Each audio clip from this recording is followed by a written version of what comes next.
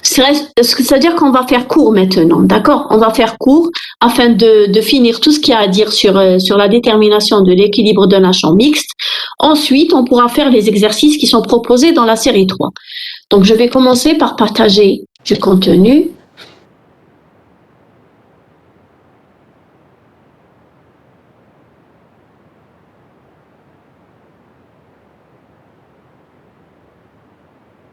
Je m'excuse.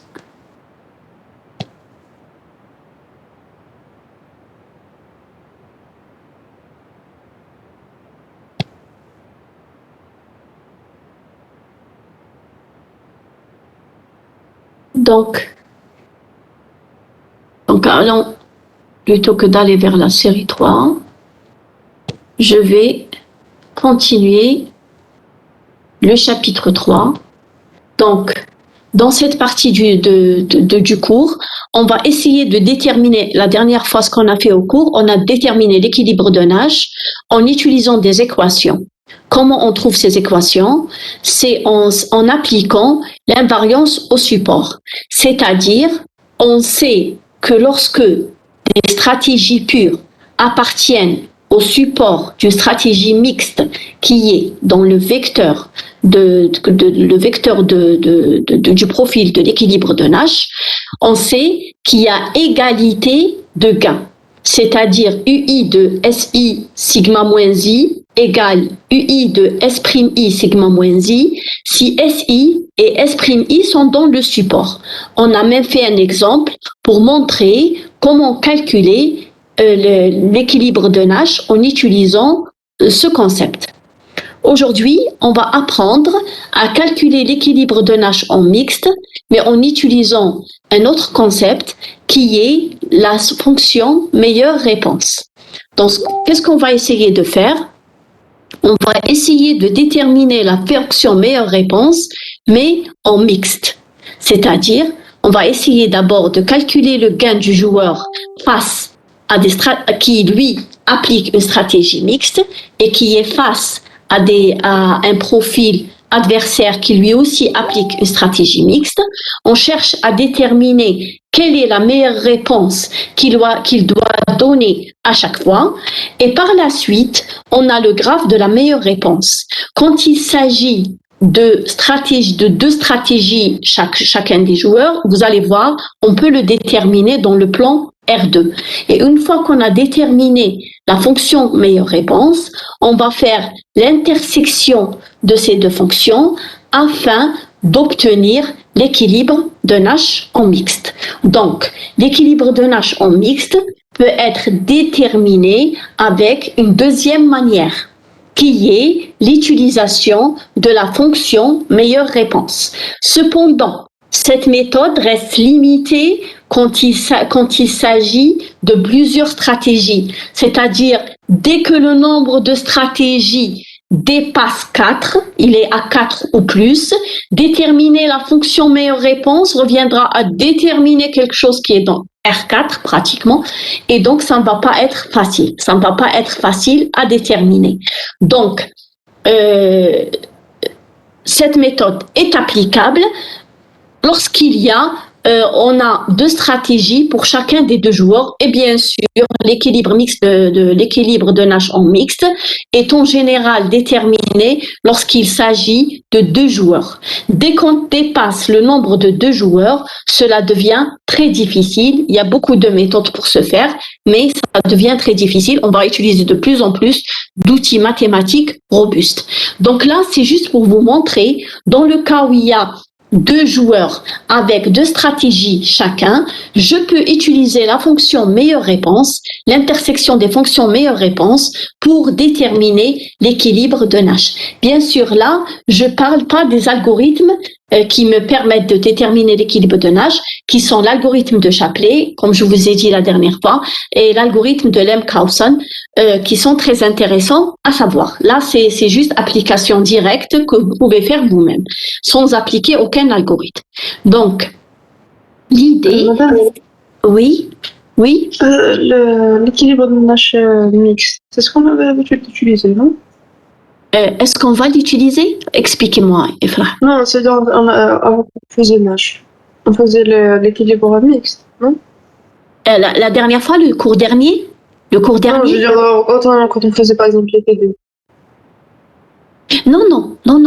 Quand on a fait le TD, on a jusque-là, dans la série 1 et 2, on n'a pas du tout traité l'équilibre de Nash en mixte. On a seulement traité l'équilibre de Nash en pur.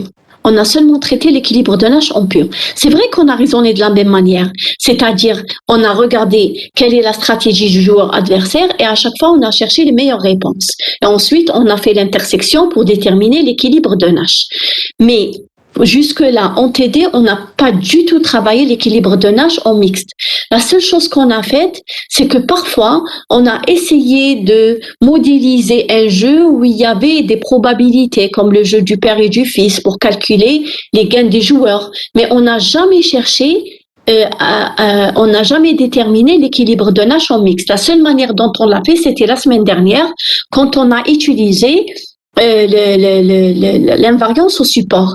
L'invariance au support, je vous ai dit, elle nous donne un certain nombre d'équations à résoudre et grâce à ces équations, on peut déterminer l'équilibre de Nash. Mais c'est tout ce qu'on a fait jusque-là. C'est tout ce qu'on a fait. On n'a même pas vu les algorithmes qui nous permettent de le faire, qui s'appuient sur la programmation linéaire, le PL, et donc de considérer le problème comme un problème en PL et le résoudre avec les méthodes de PL existantes. On n'a même pas vu ça.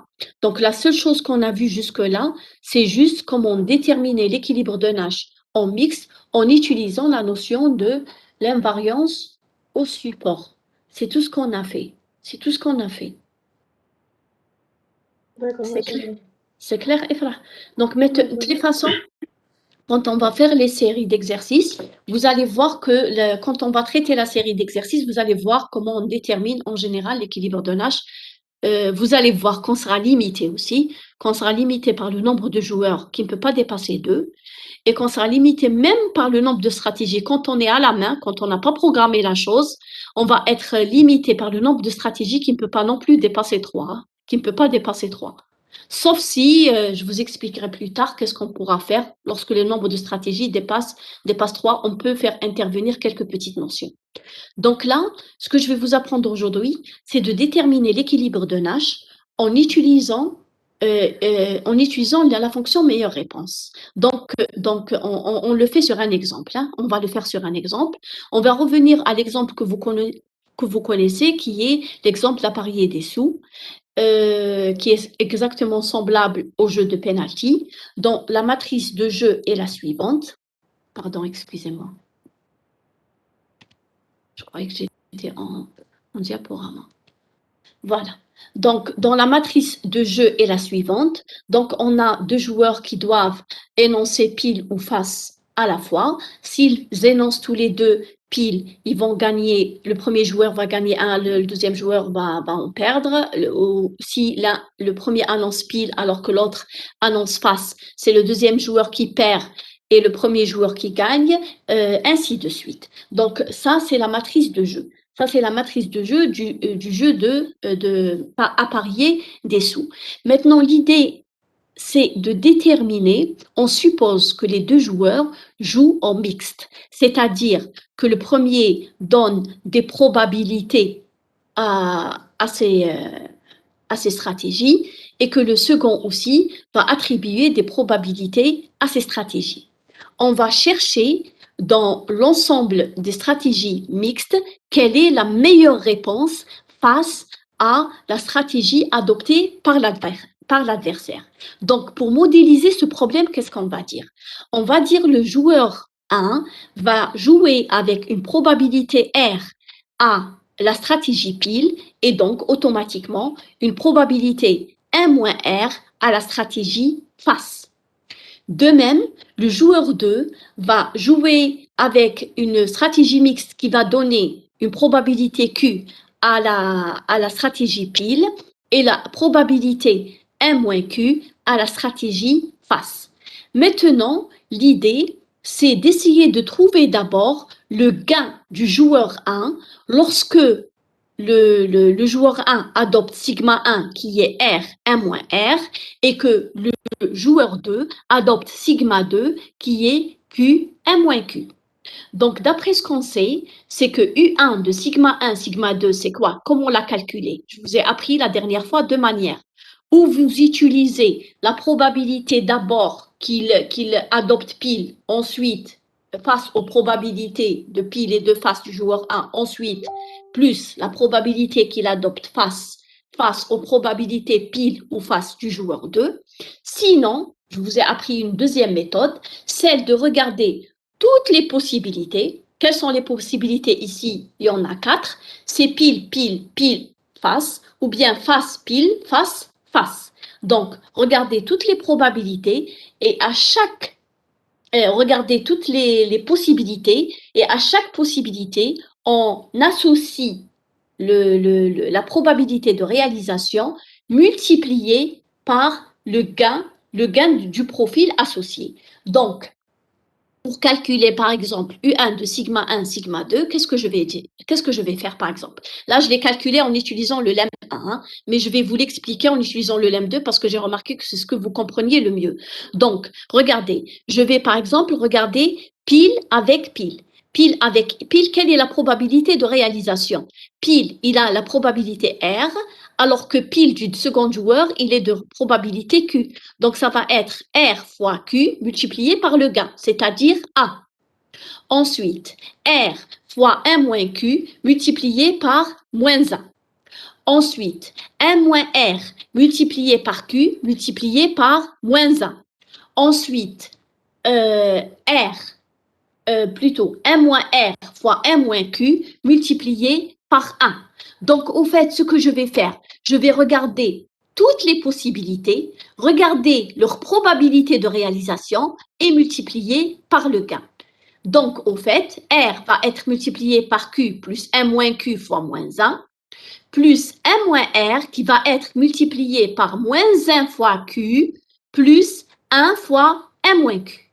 Donc ça va être le gain du joueur 1 si on adopte chacun, si le premier joueur va adopter sigma 1 qui est R, 1 moins R, et le second joueur va adopter sigma 2 qui est Q, 1 moins Q.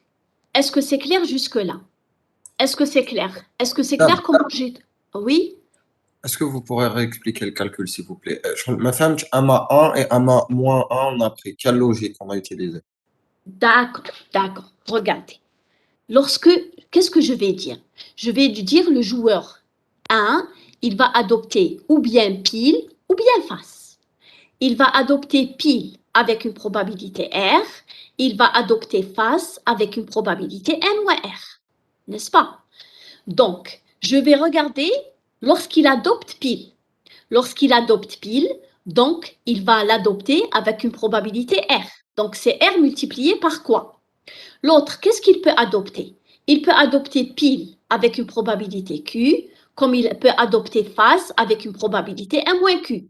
Donc, le R, il va être face à quoi?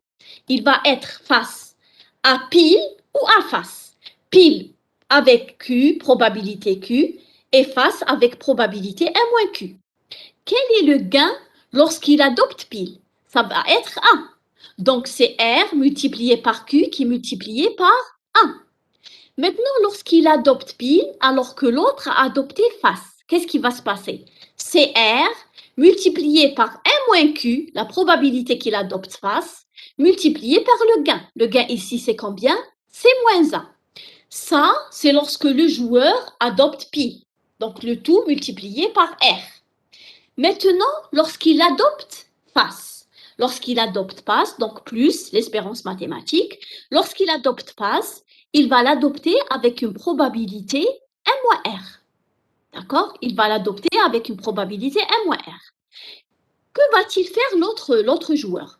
Il va adopter pile avec une probabilité Q, comme il va adopter face avec une probabilité 1 moins Q.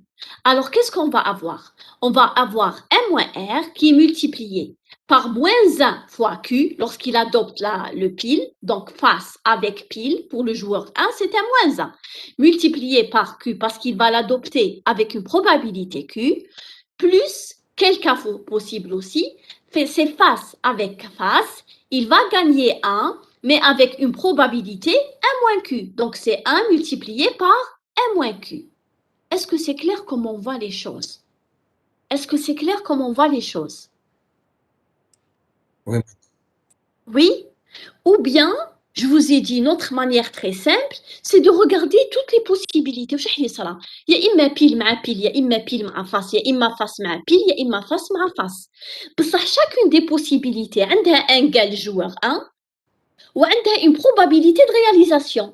واش هو le gain تاع الجوار 1؟ Par exemple, quand يادوبتي بيل مع البيل عنده 1. بصح quelle est la probabilité de réalisation? C'est que l'آخر راح يادوبتي بيل avec une probabilité R. Ou l'autre, il va adopter pile avec une probabilité Q. Donc, ça va être R fois Q multiplié par A. On bat R fois 1 moins Q multiplié par moins 1, qui est le gain du joueur A.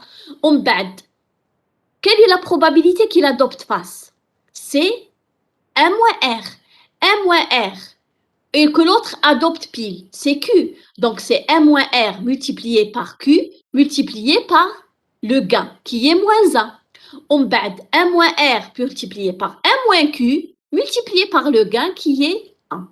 Donc, je somme tout ça parce que tout ça, c'est possible qu'il se réalise. Il y a une probabilité qu'il se réalise.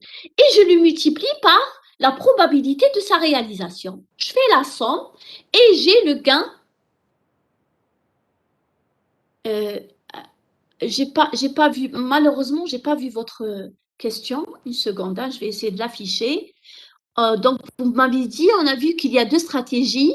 On peut vers les probabilités M moins R et Q, mais de plus de deux stratégies. Exactement. On ne peut pas le faire. On ne peut pas le faire. Dans le cas de plus de deux stratégies, c'est-à-dire, on verra un exemple comme ça, on va faire un exemple comme ça.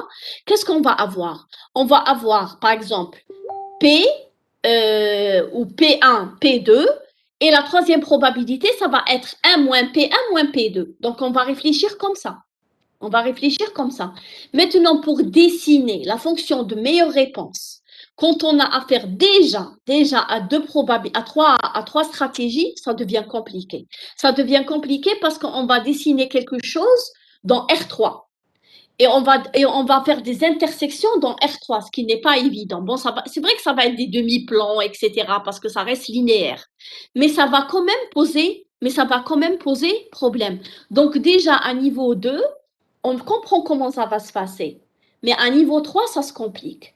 Mais à niveau 3, qu'est-ce qu'on a? On aura ou 3 ou plus, on aura des algorithmes qui vont nous permettre de résoudre le problème en utilisant la théorie des graphes ou la programmation linéaire. Mais quand on a deux stratégies, c'est faisable à la main. C'est au moins pour voir comment ça se passe. C'est au moins pour voir comment ça se passe. Maintenant, est-ce que vous avez compris comment je calcule? Est-ce que R, c'est la probabilité? Oui. R, c'est la probabilité que le joueur 1 accorde à la stratégie pile. Et donc, automatiquement, 1 moins R pour face. Et Q, c'est la probabilité qu'accorde le joueur 1 à pile à lui, son pile à lui. Et 1 moins Q, c'est pour la face. C'est ça, oui. C'est ça. Et donc, à partir de ces deux probabilités qu'on peut à ce niveau-là gérer, parce que ça va se compliquer plus tard, qu'on peut gérer, donc qu'on peut... Non, on ne va pas utiliser le gain du joueur 1 seulement. Regardez ce qu'on va faire. On va calculer le gain du joueur 1 et on va calculer le gain du joueur 2. On va chercher la meilleure réponse du gain du joueur 1 face à ce qu'il va faire le joueur 2. Donc, le joueur 2, pour le joueur 1, qu'est-ce qui va se passer? Le Q par rapport au joueur 1, c'est quoi? Le Q, pas le R. Le R, c'est sa décision. C'est la probabilité que lui accorde. Par contre, que représente le Q? Le Q, ça représente ce qu'il subit. C'est-à-dire, c'est un paramètre qu'il ne peut pas gérer, qu'il sait qu'il appartient à l'intervalle 0,1, mais qu'il ne peut pas savoir il est égal à quoi, parce que c'est l'autre joueur qui va lui imposer le Q. Donc, qu'est-ce qu'on va regarder? On va regarder d'abord le gain de ce joueur pour R et Q quelconque. Pour R et Q quelconque. Sachant que R, c'est sa décision, et Q, c'est son paramètre, c'est ce qu'il subit. Ensuite, on va regarder comment va-t-il maximiser son gain C'est-à-dire, comment va-t-il choisir la meilleure réponse si pour n'importe quel Q qu'a choisi son adversaire. Donc, pour n'importe quelle probabilité Q qu'il a associée à ses stratégies, on va regarder que doit faire le joueur 1 pour maximiser son gain. Que doit faire le joueur 1 pour maximiser son gain. Ça, on va le faire pour le joueur 1. Donc, on va construire la fonction meilleure réponse pour le joueur 1. Ensuite, on va faire la même chose pour le joueur 2. On va regarder qu'est-ce qu'il va gagner. Le Q, c'est lui qui devient pour lui, c'est lui sa variable parce qu'il peut lui donner la valeur qu'il veut.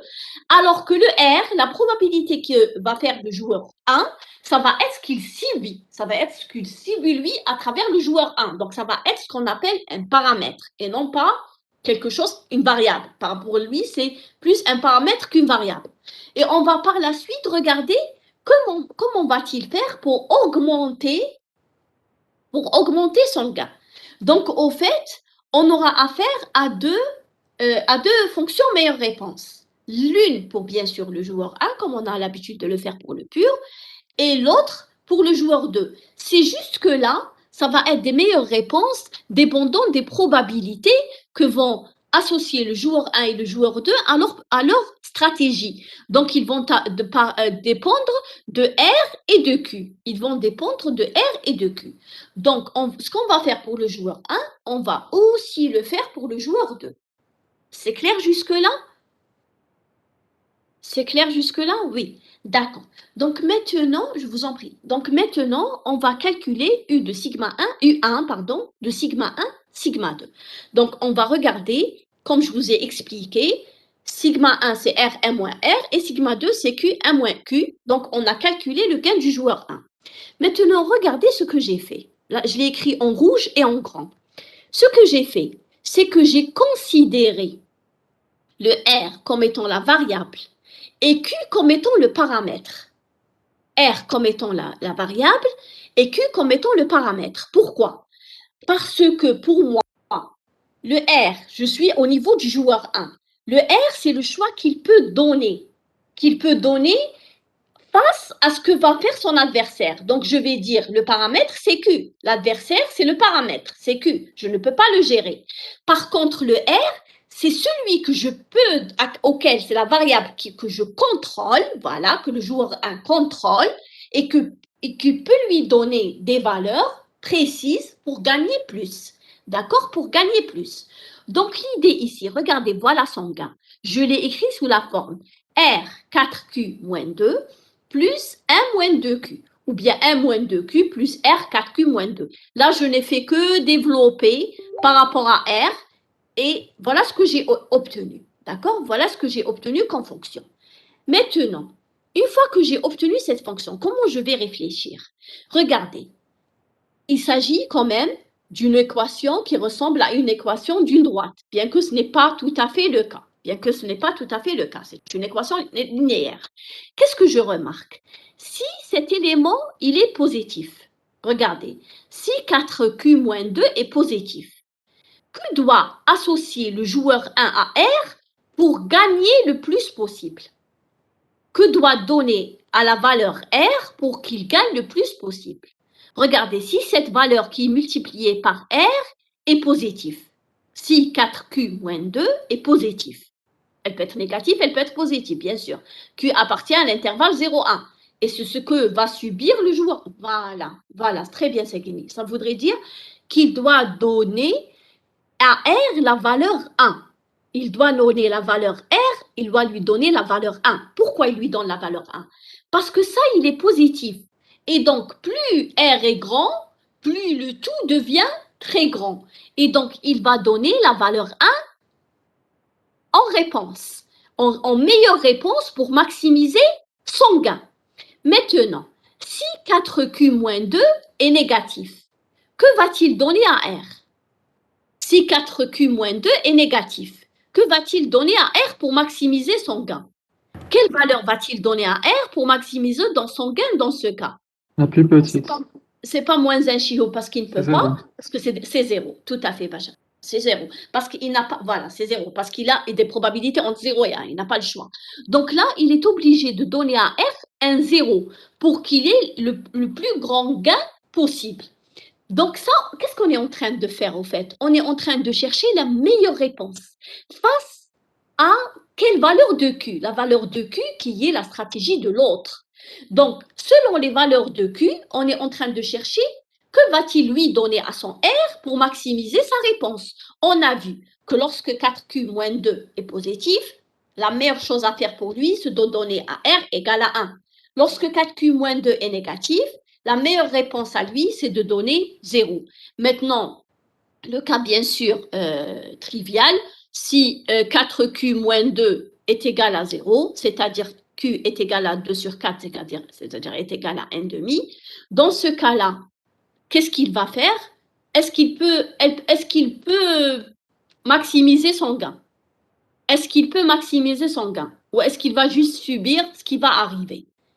Quelle est la valeur de R? Non, voilà, il ne peut pas maximiser son gain. Il ne peut rien faire, il va subir. Dès qu'il va subir, on va dire que c'est invariant, c'est-à-dire il s'en fout. Il s'en fout, il donnera à R toutes les valeurs possibles, puisque quelle que soit la valeur qu'il va donner, elle ne va pas pour autant lui maximiser. Voilà, donc voilà, exactement. Très bien. Dans tous les cas, le gain va rester le même. Dans tous les cas, le gain va rester le même. Et dans ce cas-là, toutes les réponses sont meilleures réponses. Dans toutes les réponses, quel que soit R appartenant à 0, 1, ça va être une meilleure réponse. Donc, tout ça, ce qu'on est en train de dire, on va le voir dans le slide. D'accord? On va le voir dans le slide. Je vais essayer de passer au slide précédent, au slide suivant, pardon. Donc, qu'est-ce que je vais avoir? Donc, la fonction meilleure réponse, que celle qu'on est en train de discuter maintenant, c'est quoi? On a dit 1, si 4Q moins 2 est positif, maintenant, si l'autre, il a associé à Q une probabilité supérieure à 1,5, la stratégie pile, une probabilité strictement supérieure à 1,5. Donc, la meilleure réponse, tu as le joueur 1, c'est d'associer 1. Maintenant, lorsque Q est égal à 1,5, c'est ce qu'on vient de voir, le gain ne change pas, il reste fixe. Et dans ce cas-là, il peut donner n'importe quelle valeur. Et toutes les valeurs, c'est des meilleures réponses. Donc, ça va être R appartenant à tout l'intervalle 0,1. Maintenant, on a vu que lorsqu'il associe une probabilité inférieure à 1,5, la meilleure des choses, c'est de R la valeur 0. On va maintenant faire la même chose pour le joueur 2. Donc, on va calculer d'abord son gain. Donc, on va calculer U2 de sigma 1, sigma 2. Maintenant, là, je vous ai directement donné la fonction. Mais là, remarquez ce que j'ai fait. J'ai changé de rôle. C'est Q qui est devenu une variable importante parce que c'est laquelle le joueur 2 peut contrôler, alors que c'est R qui est devenu un paramètre qu'il subit. D'accord? Maintenant, on est au niveau du deuxième joueur. Donc, le R, c'est le paramètre et Q, c'est la variable. Je reviens rapidement à la matrice de jeu pour vous montrer comment je calcule U2 de sigma 1, sigma 2. C'est juste pour vous rappeler.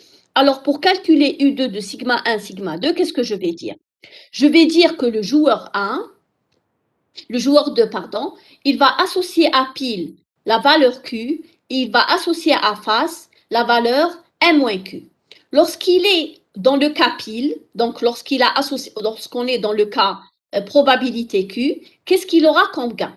Ou bien il va avoir moins 1 multiplié par R, plus 1 multiplié par 1 moins R. Plus, lorsqu'il est dans le cas de face, donc c'est M-Q, multiplié par quoi?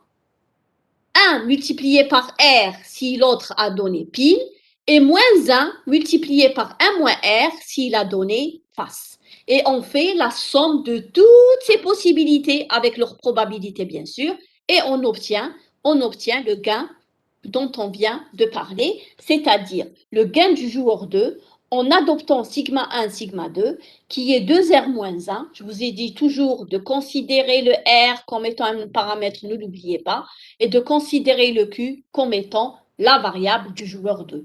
Donc, je vais avoir 2R moins 1 plus Q de moins 4R, avec le même raisonnement que tout à l'heure, qu'est-ce qu'on va dire? Lorsque 2 moins 4R est positif, alors il aura intérêt de prendre Q est égal à 1. Lorsque 2 moins 4R est égal à 0, ce qui correspond à R est égal à 1 demi, n'importe quelle valeur dans l'intervalle 0 à 1 va lui donner le même gain, et donc elles sont toutes des meilleures réponses. Maintenant, lorsque 2 moins 4R est négatif, ça voudrait dire que R est supérieur à 1 demi. La meilleure manière de faire pour lui, c'est d'associer la valeur à Q, la valeur 0, pour maximiser son gain. Donc là, on a vu tous les cas possibles. On a vu tous les cas possibles comme tout à l'heure, qui sont meilleures réponses du joueur 2 maintenant. Maintenant, qu'est-ce qu'il faut faire? Il faut représenter graphiquement, d'accord? Il faut représenter, voilà. Il faut représenter graphiquement, Madame. oui, oui. Juste avant de passer à la représentation, on peut juste refaire rapidement l'équation du premier joueur. J'ai pas trop bien compris. Rappelez-moi, qu'est-ce que je vous entends mal malheureusement. L'équation du premier joueur. Le gain du premier joueur? Oui. Laquelle? Celle-là? Non, juste après. Juste après? Celle-là? Ouais, celle-là. La fonction meilleure réponse? Oui. Oui, d'accord, je vais vous expliquer. Regardez, ici, regardez, on revient à son gain, on revient à son gain. Ce qui est en rouge, c'est ça son gain, c'est ce qui est en rouge après avoir calculé, etc., pris toutes les possibilités. Donc, regardez, c'est R multiplié par 4Q moins 2 plus 1 fois 1 moins 2Q. 1 moins 2Q. Regardez, on regarde Q comme étant un paramètre. Maintenant, Q, c'est ce qu'il va lui subir. Q, c'est la probabilité à l'autre. Ouais, il ne peut rien faire. Alors, on va regarder quand est-ce qu'il va maximiser son gain par rapport à cette fonction. C'est-à-dire, la fonction quand est-ce qu'elle va être le maximum possible, quand est-ce qu'elle va avoir, quand elle va atteindre son maximum. Donc, regardez, le paramètre qui est multiplié par R, il peut être positif comme il peut être négatif. Le paramètre ici qui est multiplié par R, il peut être positif comme il peut être négatif. Cela dépend de la valeur de Q. Si il est positif, ce paramètre, si ce paramètre est positif, plus il va faire grandir son R, plus il aura un meilleur gain. Plus c'est mieux pour lui. Est-ce que vous êtes d'accord là-dessus? Regardez, ça c'est son gain. Oui, donc plus il aura, et plus, si ça c'est positif, maintenant, par exemple 3R, 3R plus 2, plus le R devient grand, plus il va gagner plus, parce que ce qui est ici, il ne dépend pas de R. Celui-là, il ne dépend pas de R. Une fois que le deuxième adversaire a choisi un Q particulier, il ne dépend pas de R. Par contre, il dépend de R. Donc, c'est ça. On le rend le plus grand possible, en donnant à R des valeurs intéressantes qui permettent de le maximiser. Donc, regardez ici. Lorsque ça est positif, lorsque par quoi est multiplié R est positif, dès que je rends un R de plus en plus grand, je vais avoir un gain qui est de plus en plus important, maximal. Ça correspond à quoi? Quand est-ce que 4Q moins 2 est positif? C'est lorsque Q est supérieur à 2 sur 4, c'est-à-dire lorsque Q est supérieur à 1 demi.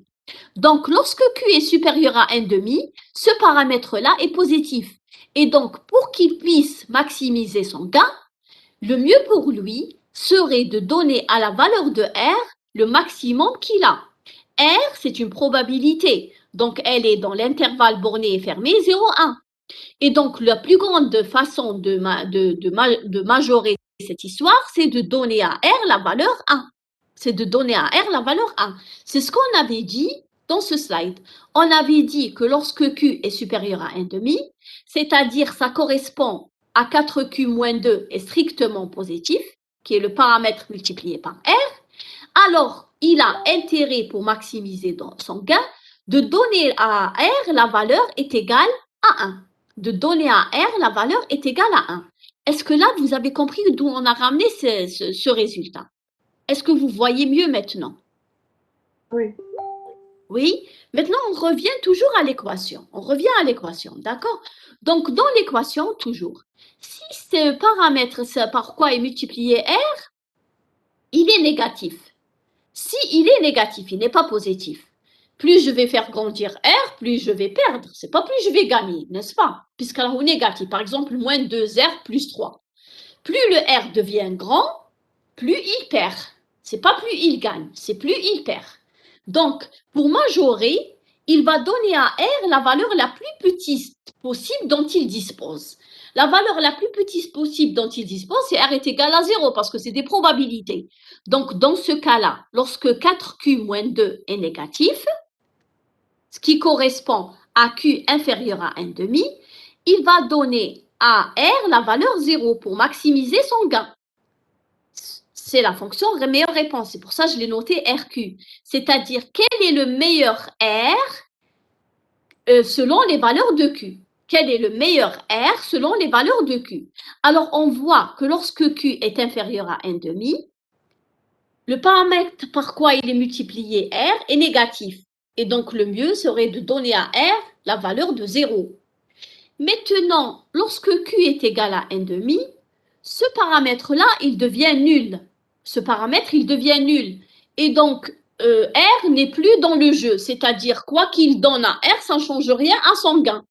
Et donc, il ne peut majorer son gain, il est fixe. Et donc, toutes les réponses, c'est des meilleures réponses. Et donc, quel que soit R appartenant à 0, 1, il aura toujours le même gain et ça va être toujours une meilleure réponse puisque c'est le maximum, c'est égal, il n'y a rien à changer.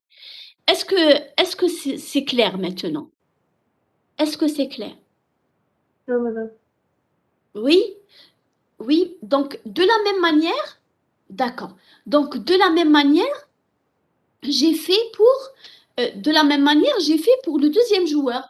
Maintenant, qu'est-ce que j'ai fait? J'ai essayé de calculer le gain, mais du deuxième joueur. En calculant le gain du deuxième joueur, je vous ai dit le même raisonnement. Possibilité de réalisation, probabilité de réalisation multipliée par le gain. Mais cette fois-ci, c'est le deuxième. Ce n'est pas le premier, c'est le deuxième. C'est la deuxième coordonnée du vecteur. Donc, et je multiplie.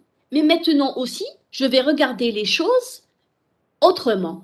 Je vais regarder les choses comme étant R, c'est le paramètre, et Q, c'est la variable. Parce que maintenant, je suis au niveau du joueur 2.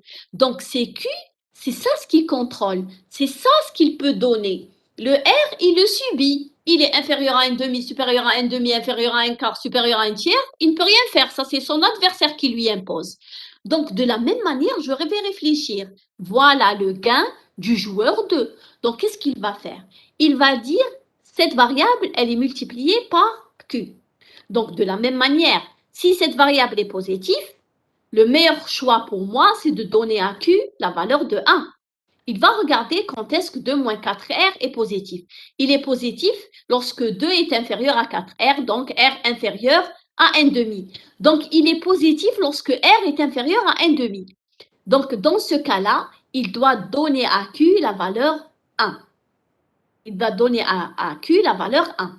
Maintenant, lorsque ce paramètre par quoi est multiplié Q est négatif, de préférence, il donne la valeur Q est égale à 0. Et il correspond à quoi? Il correspond à R supérieur à 1,5. Maintenant, toujours le même raisonnement. Si ça c'est nul, quel que soit ce qu'il va donner à Q, ça ne changera rien. Donc, il sera indifférent. Il prendra n'importe quelle valeur de Q, ou toutes les valeurs de Q appartenant à l'intervalle 0,1 vont être meilleures réponses. Donc là, on a regardé la meilleure réponse du joueur 1 et on a aussi regardé la meilleure réponse du joueur 2. C'est-à-dire, selon la valeur de R, quelle est la meilleure valeur de Q qu'il doit donner? Quelle est la meilleure valeur de Q qu'il doit donner? Donc, de même, nous allons essayer maintenant de dessiner ces meilleures réponses. On va dessiner ces meilleures réponses. Regardez, pour le premier, lorsque Q il est entre 0 et 1,5, on a vu que la meilleure réponse, c'était de donner 0. Ensuite, lorsque Q est égal à 1,5, on a vu que toutes les R de 0 jusqu'à 1 sont des meilleures réponses. Ensuite, lorsque Q est supérieur à 1,5, la meilleure façon de faire, c'est de donner la valeur. Ah, il y a coupure. Désolé. Est-ce que vous m'entendez maintenant? Est-ce que vous m'entendez maintenant? Oui, pardon, hein, pardon pour la coupure. Donc, regardez, je reprends le dessin, je reprends le schéma. Lorsque Q, il est inférieur à 1,5, on a vu que la meilleure réponse, c'est d'associer R, c'est 0. C'est 0 qui était meilleure réponse. Donc, pour Q inférieur à 1,5, R doit être égal à 0. Pour Q est égal à 1,5, R, c'est toutes les valeurs entre 0 et 1. Et pour Q supérieur à 1,5, la meilleure façon de réponse de R, c'est de lui donner la valeur 1. Et donc, voilà la meilleure réponse du joueur 1. Maintenant, de même, on va regarder la meilleure réponse du joueur 2. On a vu que lorsque R était inférieur à 1,5, la meilleure réponse, c'est de donner Q est égal à 1. Lorsque R est égal à 1,5, Q entre 0 et 1,5, 0 et 1 sont toutes des meilleures réponses. Et lorsque R est supérieur à 1,5, la meilleure réponse était de donner 0. Donc, voilà la meilleure réponse du joueur 2 en vert et la meilleure réponse du joueur 1 en rouge. L'intersection, c'est quoi? C'est l'équilibre de Nash. L'intersection, c'est l'équilibre de Nash. Donc, l'équilibre de Nash ici, l'intersection, c'est clair, c'est 1,5, 1,5. Donc, l'intersection, au fait, c'est quoi? C'est le fait d'associer une probabilité 1,5 à pile, 1,5 à face pour le joueur 1, une probabilité 1,5 à pile, 1,5 à face pour le joueur 2. Donc, une autre manière de déterminer l'équilibre de Nash, c'est de tracer le graphe des meilleures réponses. Cependant, je le dis, je le répète, tracer le graphe des meilleures réponses n'est possible que dans le cas de R2.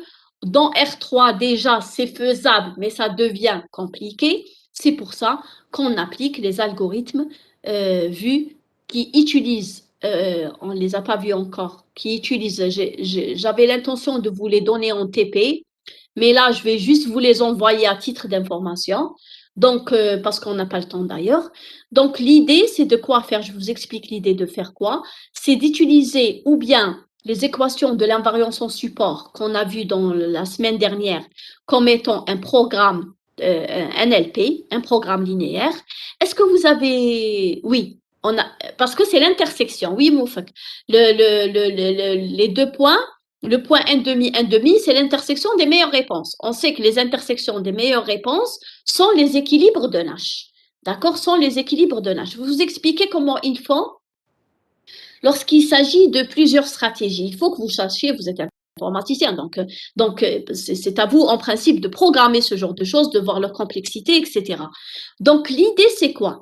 C'est que une fois qu'on a plusieurs équations, qu'est-ce qu'ils font? Ils associent à ça un PL, un programme linéaire. Je ne sais pas si vous avez vu ça en troisième année. Je crois que vous avez vu le module de théorie des graphes et je ne sais pas si vous avez vu le module de PL. Ça, je ne sais pas ce que vous le faites. Le module de PL, c'est quoi? C'est vous avez un problème d'optimisation sous forme d'équation matricielle. Voilà, c'est forme d'équation. Et vous allez essayer de trouver la solution optimale. C'est exactement le problème de l'invariance au support. On a un ensemble d'équations à résoudre, sans oublier que je vous rappelle que la solution du gain en stratégie qui appartiennent au support doivent être maximales, donc supérieures aux autres gains hors support. Et donc là, ça crée un PL, ça crée un programme linéaire. Ce programme linéaire, les mathématiciens ainsi que les informaticiens ont déjà développé des méthodes très rapides de résolution. Donc, il est résolvable, quel que soit le nombre de stratégies, quel que soit, à condition qu'il y ait deux joueurs, hein, quel que soit le nombre de stratégies de chacun des deux joueurs. Et donc, à partir de là, on peut résoudre le problème. On peut résoudre les problèmes si on le transforme en PL. Ça, c'est ce qu'on appelle la méthode de variance de support. C'est-à-dire ce qu'ils vont faire, ils vont parcourir tous les supports possibles et ils vont trouver la solution de l'équilibre de Nash. Maintenant, dans la méthode de Shapley et de Lemkhausen, l'idée, c'est d'utiliser la théorie des graphes. Donc, au fait, ils vont utiliser les sommets, ce qu'on a vu, si vous vous rappelez, en disant que les stratégies pures, c'est les sommets de l'ensemble convexe des stratégies mixtes. Ils vont utiliser ce concept-là pour résoudre la théorie des graphes pour résoudre le problème. Donc, où on utilise le PL, ou on utilise la théorie des graphes pour résoudre le problème du calcul de l'équilibre d'un H. Et en imposant certaines conditions. Malheureusement, comme on n'a pas pu arriver à ce TP cette année, donc je vais juste vous envoyer le cours que vous allez essayer de comprendre. Si vous ne comprenez pas, je suis là pour vous l'expliquer. Maintenant, est-ce que vous avez compris les deux exemples que j'ai traités dans ce cours pour la détermination de l'équilibre de Nash? Est-ce que c'est clair ce qu'on vient de faire? D'accord. Donc, on a vu… Oui, allez-y. D'accord. Donc, on a vu qu'il y a deux manières. Ou bien utiliser l'invariance au support, créer nos équations et parcourir tous les supports possibles jusqu'à ce qu'on tombe sur quelque chose de palpable, de juste. Ou bien calculer la fonction meilleure réponse et faire les intersections. Maintenant, on va aller à un autre concept qui nous permettra par la suite de clore ce chapitre. Dans cette partie du chapitre, on va parler des stratégies mixtes et des stratégies dominées. Ce qu'on a vu jusque-là, c'est que dans un jeu, on peut toujours trouver une stratégie chez un joueur quelconque I, on peut toujours trouver une stratégie qui est dominée par des stratégies avec elle. Et on n'avait qu'à l'éliminer. Vous vous rappelez, c'est ce qu'on avait utilisé pour les méthodes ESST ou ESFT. Donc, c'est ce qu'on avait fait dernièrement. Maintenant, ce qu'on peut dire aussi, c'est qu'on peut étendre la notion de dominance aux stratégies mixtes. Autrement dit, lorsque j'ai un tableau, peut-être que je ne trouve pas une stratégie pure qui domine les stratégies que j'ai. Mais je peux penser, peut-être qu'il existe une stratégie mixte qui va la dominer. S'il existe une stratégie mixte qui va la dominer, je peux l'éliminer. Je peux l'éliminer comme je l'ai fait pour les stratégies pures. Alors, pour cela, on a besoin d'abord de faire une définition mathématique. On va dire que sigma i domine strictement sigma prime i. Il s'agit là de deux stratégies mixtes. On va dire que la stratégie sigma i domine strictement la stratégie sigma prime i, et ceci pour tout sigma moins i. Si et seulement si, on aura ui de sigma i sigma moins i est strictement supérieur à ui de sigma prime i sigma moins i. Donc là, on est en train d'étendre la notion de dominance aux stratégies mixtes. Donc, supposez que vous ayez deux stratégies mixtes et que l'une rapporte toujours plus que l'autre. Donc, strictement plus. Donc, ça voudrait dire qu'elle la domine ou qu'elle donne un gain meilleur si j'adopte sigma i par rapport à sigma prime i. Mais ce qu'il y a d'intéressant, c'est exactement comme les propositions qu'on a vues lorsqu'il s'agissait de traiter le problème de l'équilibre de Nash, c'est qu'il suffit qu'elle la domine en pur. Donc, proposition, sigma i domine strictement sigma prime i, regardez, si et seulement si ui de sigma i s moins i est supérieur ou égal à ui de sigma prime i s moins i. Donc, il ne sera pas nécessaire de regarder toutes les possibilités qui sont infinies de sigma moins i. On sait que sigma moins i est un ensemble infini, c'est-à-dire que les autres joueurs, ils associent des probabilités à leur stratégie de manière aléatoire et ça devient un ensemble très grand et infini. Donc, il suffit seulement de vérifier sigma i avec sigma prime i sur les stratégies pures. Donc, si le gain de sigma i face aux stratégies pures S-i est strictement supérieur au gain de sigma prime i face aux stratégies pures S-i, cela suffira. Bien sûr, la condition elle est nécessaire et évidente. La suffisante se déduit par linéarité. Je ne vais pas perdre du temps pour faire la preuve de ça parce que de toutes les façons, lorsque je vous enverrai le polycopie complet de mon cours, vous allez retrouver la démonstration. Donc, je ne vais pas perdre du temps sur ça. Ce que je veux vous montrer, c'est que parfois, vous aurez recours dans un tableau, vous aurez recours à utiliser une dominance mixte. معناتها تلقاو des stratégies qui ne sont pas dominées. بصح كون تخدموا une stratégie mixte, vous allez trouver que ça va dominer ces stratégies et vous allez les éliminer. Pourquoi les éliminer? On a vu maintenant que lorsqu'il s'agit de deux stratégies, c'est très facile de déterminer l'équilibre d'un H. Et moins de stratégies il y a, mieux c'est. Moins de stratégies il y a, mieux c'est pour déterminer l'équilibre d'un H ou pour étudier le problème. Et donc, ce serait très judicieux si on arrive à trouver des stratégies mixtes qui dominent des stratégies pures, afin d'éliminer les stratégies pures, afin de les éliminer. Donc là, je vous donne un exemple. Regardez dans cette matrice. Regardez dans cette matrice de jeu, qu'est-ce que vous remarquez? Regardez dans cette matrice de jeu, qu'est-ce que vous remarquez? Donc, on a les stratégies HMB du joueur 1 et le stratégie GMD du joueur 2. Si on regarde la matrice de jeu, on voit qu'il n'y a pas de dominance, qu'il n'y a pas de dominance pure. C'est-à-dire que ce soit pour le joueur 1 ou pour le joueur 2, en principe, il n'y a pas de dominance. C'est-à-dire ni G domine M, ni M domine D, il n'y a pas quelque chose qui est dominé. Il n'y a pas une stratégie qui est dominée. Regardez, le 2, il est effectivement inférieur à 4, le 0 est inférieur à 6, mais le 1 est égal à 1. Par exemple, ici, le 1 est inférieur à 2, le 2, il est supérieur à 0, ça ne marche plus. Le 1 inférieur à 4, le 2 inférieur à 6, mais le 2, il est supérieur à 1. Ça ne marche plus non plus. Donc, si on essaye de trouver des dominances pures dans ce jeu, cela n'est pas possible. Par contre, ce qu'on va remarquer, c'est que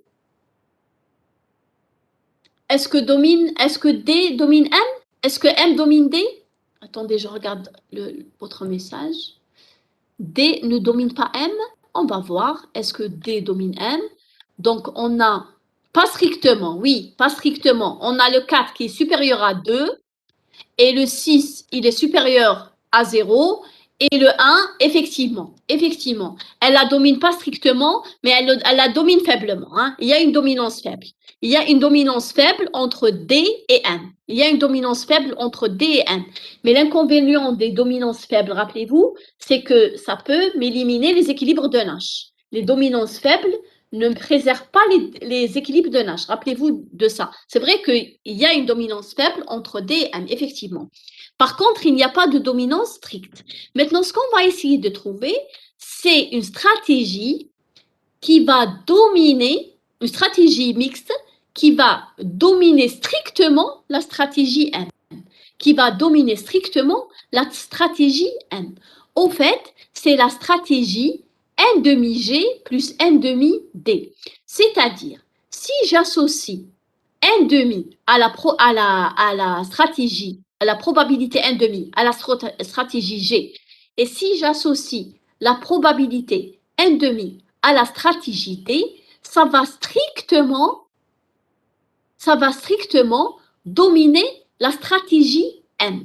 Mais comment le savoir? Qu'est-ce qu'il faudrait vérifier? Il faudrait vérifier que U2 de sigma 2, de H sigma 2 est strictement supérieur. Bon, puisqu'il y a un H, on va la nommer autrement. Je suis obligée de... Bon, U2 de H sigma 2 est strictement supérieur à U2 de HM. Et U2 de M sigma 2 est strictement supérieur à U2 de MM. Et U2, bien sûr, de B sigma 2 doit être aussi strictement supérieur à U2 de BM. Donc, regardez, le fait d'avoir associé à D n demi et à G n demi, on va trouver une stratégie qui domine M. Effectivement, allège. N demi fois 4. plus 1 demi fois 1. شحال تعطينا 2,5. 2,5 strictement supérieur à 2. Ensuite, 1 demi fois 6. شحال c'est 3. Plus 1. C'est 4. Strictement supérieur à 0. Et regardez, là où il y avait égalité, on va éliminer l'égalité. Regardez. 1 demi de 1 plus 1 demi de 2. C'est 1,5. 1,5 est strictement supérieur à 1. Est strictement supérieur à 1. Donc, on a construit une stratégie mixte Madame, qui 2,5. domine. Pardon, allez-y. Allez-y, je ne Madame, vous ai pas entendu. Enfin, oui, allez-y. d'où vient le 1,5? Ah, d'où vient le Le 1 1,5? sur D'accord. 2. Regardez. Le gain de n demi G plus n demi D. On va regarder le gain de n demi G plus n demi D face à B. Hein. Face à B. Ça va être n demi fois 1 plus n demi fois 2. N'est-ce pas? N demi fois 2, c'est 1. Plus n demi fois 1, c'est 0,5. Donc, c'est 1,5. D'accord? C'est face à B. Hein. Je suis en train de regarder face à B. C'est-à-dire n demi G, n demi D face à B. Lorsque le joueur 1 adopte B, quel est le gain du joueur 2? Ça devient combien? Ça devient 2 fois n demi, tatek 1, plus 2 fois 1, tatek, plus n demi fois 1, tatek 1,5. Donc c'est n demi. 1 plus n demi, c'est 1,5. D'accord? C'est 1,5. Est-ce que vous voyez d'où j'ai ramené ça? Non, Est-ce que vous... Oui? pourquoi on a fait 1 sur 2 G plus 1 sur 2 D? Ah, ça c'est intéressant. Pourquoi est-ce qu'on a fait ça au hasard? Au fait, c'était pas au hasard. Au fait, c'était facile. Regardez ce qu'on va faire. Regardez comment on va réfléchir. Hein. Je veux dominer N. Déjà, votre camarade, déjà, il a remarqué qu'elle peut être dominée parce qu'elle est déjà faiblement dominée. Donc, c'est quand même une stratégie plus ou moins faible, même si elle n'est pas strictement dominée. Mais je veux la dominer strictement. Allez, je veux la dominer strictement. Mais ce qui l'éliminera, je n'aurai pas un problème sur l'équilibre de Nash. D'accord? Pour que lorsque je l'élimine, je suis sûre que je ne vais pas perdre un équilibre de Nash. Alors, qu'est-ce que je vais faire? Je vais faire intervenir les deux autres stratégies. Oui, je nous remets les deux autres stratégies. C'est G et D. C'est G et D. Je vais leur associer, je vais chercher une stratégie mixte. Je vais chercher une stratégie mixte composée de G et de D. Pourquoi? Je ne vais pas faire entrer le M, ça ne m'intéresse pas. D'accord, je vais répéter. Regardez. On a remarqué, ah d'accord, il n'y a pas de problème. Remarquez, on a remarqué tout à l'heure que M est une stratégie, je vous en prie, il n'y a pas de problème. On a remarqué que M est une stratégie qui est déjà faiblement dominée. On peut remarquer déjà ça, qu'elle est faiblement dominée ou qu'on peut dominer, même si elle ne l'était pas faiblement, qu'on peut dominer. Alors l'idée, c'est de faire quoi? Dominer, maintenant, نشوف زوج كبار عليها, نشوف d'un autre côté, une autre, elle est plus grande qu'elle. Je vais essayer de trouver quelque chose en mixte qui la domine. Alors, je vais réfléchir comme ça. Je vais dire, je vais trouver une composée de G et de D qui domine M. Bien sûr, ce n'est pas la peine de faire entrer M. Je vais faire penser de cette manière. Je vais dire alors, je vais associer des probabilités à G et à D. Comment je vais associer des probabilités? Ça va être P, M moins P.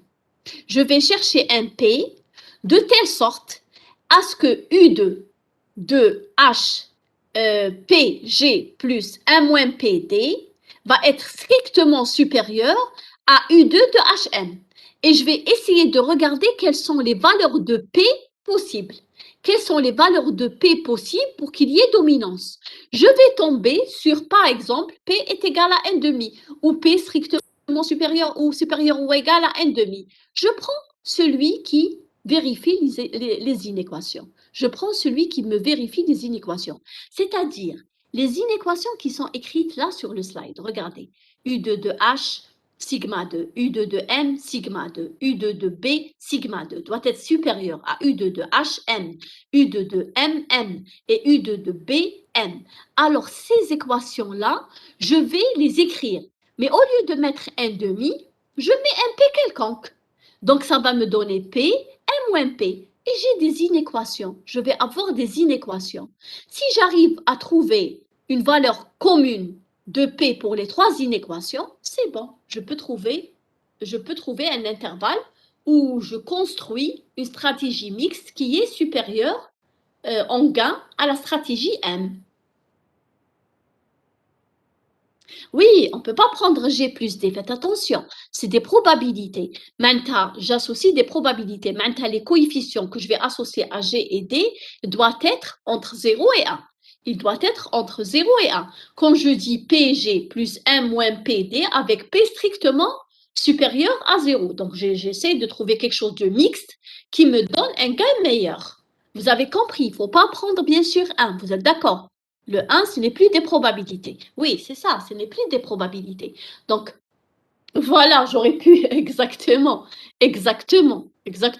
bien dit. J'aurais pu prendre 1 sur 9999 plus, et ça aurait marché. Ou un tiers, peut-être que ça marche. Je ne sais pas un tiers s'il marche.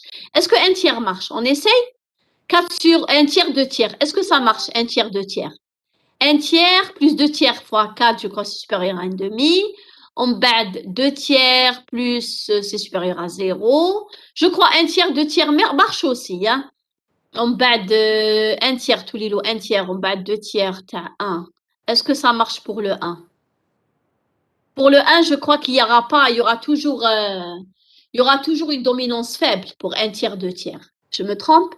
2 tiers plus 2 tiers. Là, c'est 4 tiers. C'est une dominance stricte. Donc, même pour 1 tiers, ça marche. Hein? Même pour 1 tiers, 2 tiers, ça marche. Si je prends 1 tiers de G, 2 tiers de D, ça marche. C'est clair le principe? C'est clair? D'accord. Donc parfois, on peut vous donner une matrice. On peut vous donner une matrice. Je calcule. C'est il y a un tiers, 2 tiers. On va calculer ensemble. D'accord? عندي بالH. واش عندي 1 tiers plus 4 tiers. 1 tiers plus un tiers plus 8 tiers. شحال 1 tiers plus 8 tiers? C'est supérieur à 2 quand même. 1 tiers plus 8 tiers, c'est 9 tiers. C'est supérieur à 2. Maintenant, 2 tiers plus 6 sur 3. 2 tiers plus 6 sur 3, c'est supérieur à 0. On bad 2 tiers plus 2 tiers. C'est 4 tiers. C'est supérieur à 1. Je suis en train de multiplier les gains ou je trouve les coûts supérieurs au 2 ou 0 ou 1. Je suis en train de vérifier les équations, mais de remplacer un demi ou un demi, un tiers, 2 tiers. D'accord? C'est de remplacer un tiers, 2 tiers. Voilà ce que je suis en train de faire. Maintenant, je vous ai dit, toutes les valeurs possibles, حطوا P1 moins P, ou كتبوا كاع les inéquations, يخرج لكم comment on appelle ça? يخرج لكم l'intervalle où les 3 inéquations sont vérifiées. Les inéquations strictes, hein? Les inéquations strictes. Vous avez compris comment je fais? J'ai répondu à votre question, Shihoub? Est-ce que j'ai répondu à votre question? Merci. Oui, je vous en prie. C'est bon, vous avez compris comment on a fait maintenant? Est-ce qu'il y a des questions sur ce qu'on vient de faire? C'est clair? C'est clair? Donc, s'il n'y a pas de questions, donc là, c'est pour vous dire ça, que ça nous servira à quoi? On peut alors redéfinir la procédure d'élimination itérée des stratégies dominantes en prenant en compte les stratégies dominées par des mixtes. Donc, maintenant, on peut améliorer nos tableaux juste en utilisant les mixtes. Est-ce que c'est possible? Au lieu de garder les 5-6 stratégies, on va garder juste les stratégies minimum possibles. Minimum possible. Éliminer les stratégies pures dominées par des stratégies mixtes réduit la complexité. Vous allez voir que quand même, tous les 3 algorithmes que je vous ai cités pour le calcul de l'équilibre de Nash ont une complexité au moins polynomiale. Hein. Il y a l'algorithme de Shapley, si je ne me trompe pas, qui est logarithmique, si je ne me trompe pas. Hein. Sinon, c'est quand même ils sont coûteux. C'est-à-dire, le mieux serait de trouver, et il y a toujours des recherches, hein, il y a toujours des recherches, il y a toujours des articles publiés sur ce problème, et surtout lorsque le nombre de joueurs dépasse 3. Il y a même des méthodes par approximation, par suite convergente, des trucs comme ça. Donc, il y a plein de méthodes pour calculer l'équilibre de Nash en mixte. Donc, voilà, en principe, ça clôt le chapitre 3. D'accord? Ça va clore le chapitre 3. Je vais vous donner quelques exercices Je vais vous donner des exercices à faire comme le jeu de l'inspection et un autre jeu, mais ces exercices-là, vous ne pouvez pas les faire tant qu'on n'a pas encore fait la série d'exercices. Donc, ce que je vous propose maintenant, c'est d'aller vers la série d'exercices si vous n'avez pas de questions, si vous n'avez pas de questions sur ce cours. Donc, je préfère d'abord aller vers la série d'exercices. Est-ce que vous êtes d'accord? Est-ce que vous êtes d'accord? Est-ce que vous n'avez pas de questions? Est-ce qu'on doit aller maintenant, est-ce qu'on peut aller maintenant vers la série d'exercices?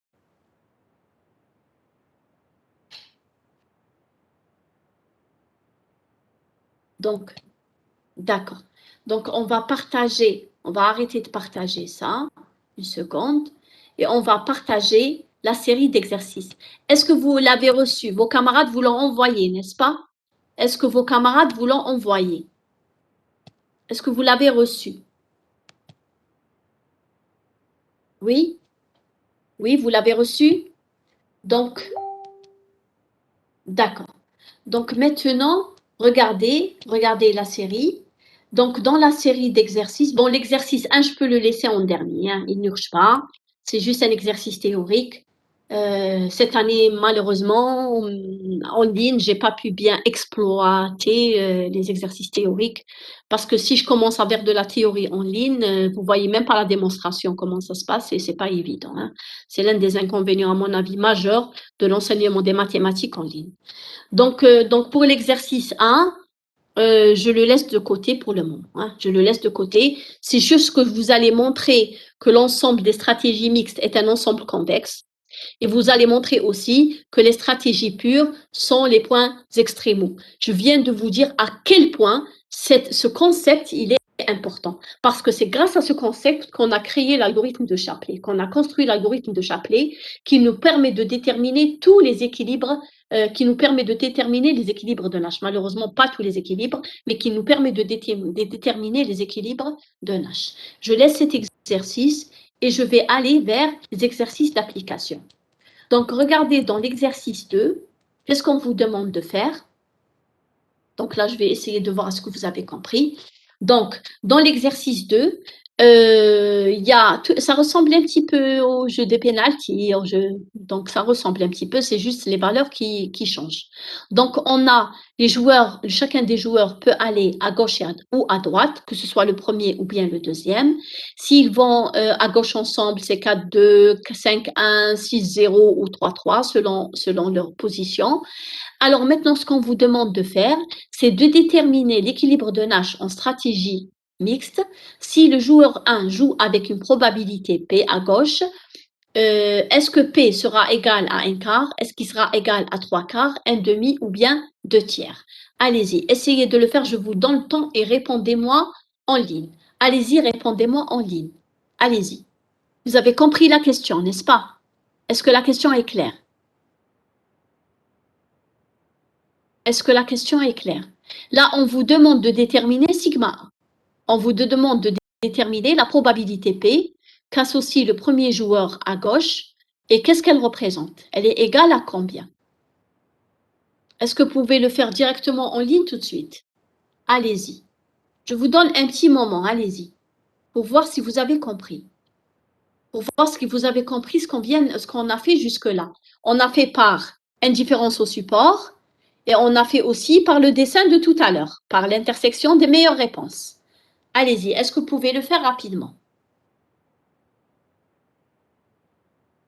D'accord, je vous donne le temps. Faites-le et donnez-moi la réponse. Allez-y.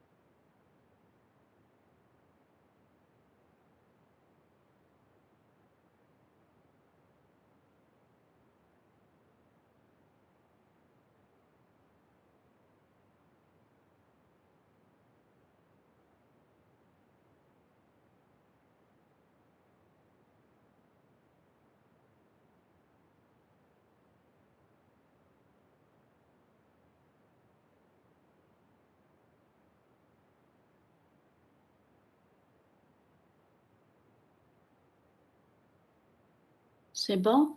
Vous avez une réponse?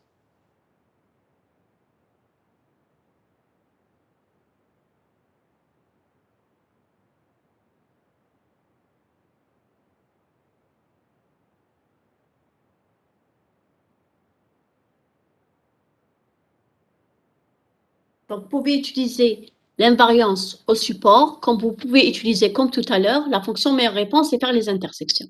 C'est comme vous voulez. Les deux, ça marche. Hein? Les deux, ça marche.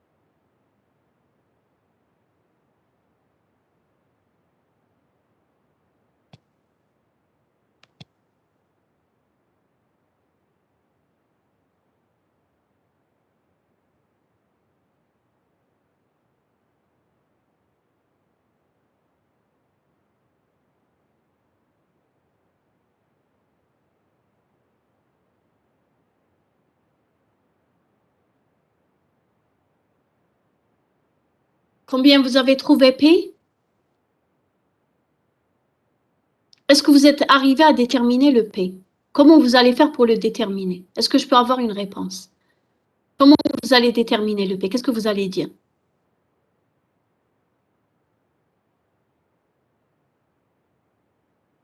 Est-ce que vous avez réussi à déterminer le P?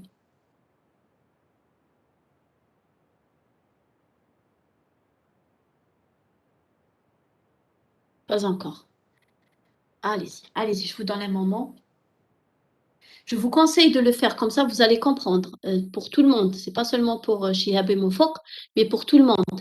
Essayez de le faire, ça vous permettra d'apprendre. Maintenant, si vous vous êtes trompé, vous avez mal fait, je vais vous expliquer tout de suite.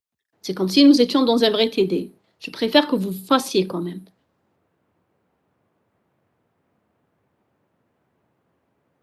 Essayez ou de dessiner la fonction de meilleure réponse. Ça, c'est la fonction de meilleure réponse? D'accord. Essayez de regarder ou la fonction de meilleure réponse qu'on a vue tout à l'heure, ou de faire les invariances au support.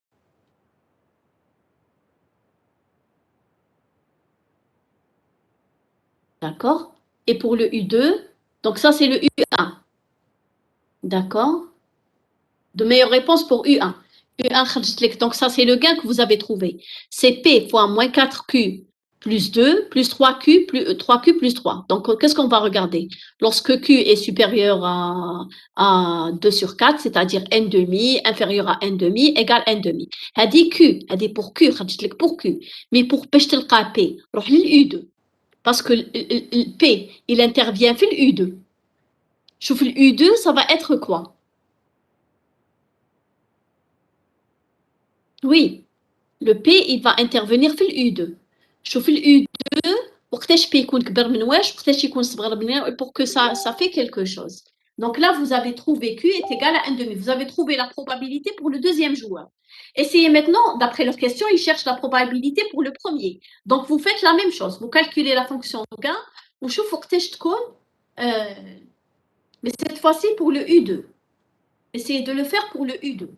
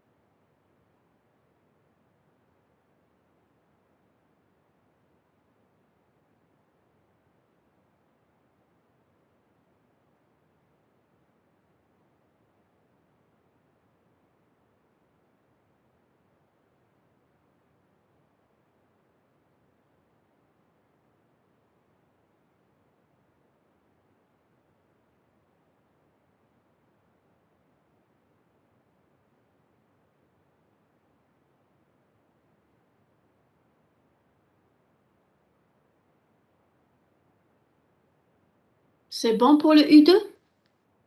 Vous l'avez trouvé, mon phoque? Dès que vous trouvez le U2, vous pouvez retrouver le P. Pour U2, n'oubliez pas, c'est Q qui devient la variable et ce P qui devient le paramètre. C'est-à-dire, c'est le P qui devient les coefficients entre parenthèses et c'est Q qui devient la variable. Voilà, très bien ici, très bien. C'est Q est égal à 1 demi et P est égal à 3 quarts. Très bien. Donc, au fait, c'est la réponse B qui est juste. Très bien, très bien. Je suis contente qu'il y ait des gens qui ont compris. Donc, c'est ça la meilleure réponse, d'accord? C'est ça la meilleure réponse. C'est B est égal 3 quarts. Donc, P doit être égal à 3 quarts. Très bien.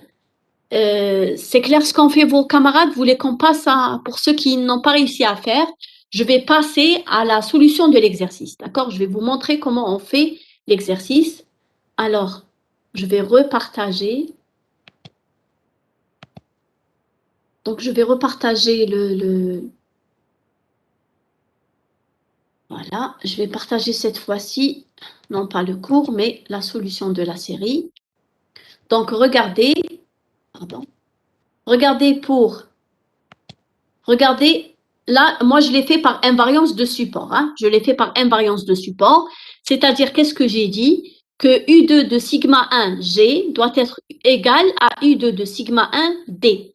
Avec sigma 1, c'est P, 1 moins P, et sigma 2, c'est Q, 1 moins Q. Le fait que dans sigma 2, j'ai les deux, je vais faire un diaporama pour que vous puissiez voir. Le fait que dans le sigma 2, j'ai la gauche et la droite qui appartiennent au support, auquel le joueur 2 a accordé des probabilités Q, 1 moins Q, alors qu'est-ce que je vais dire? Je vais dire que le gain du joueur le gain du joueur 2 lorsqu'il adopte G face à sigma 1 doit être égal au gain du joueur 2 lorsqu'il adopte D face à sigma 1. Et donc, qu'est-ce que je vais avoir comme équation? Le 2P plus 0 fois 1 moins P va être égal à 1 fois P plus 3 fois 1 moins P.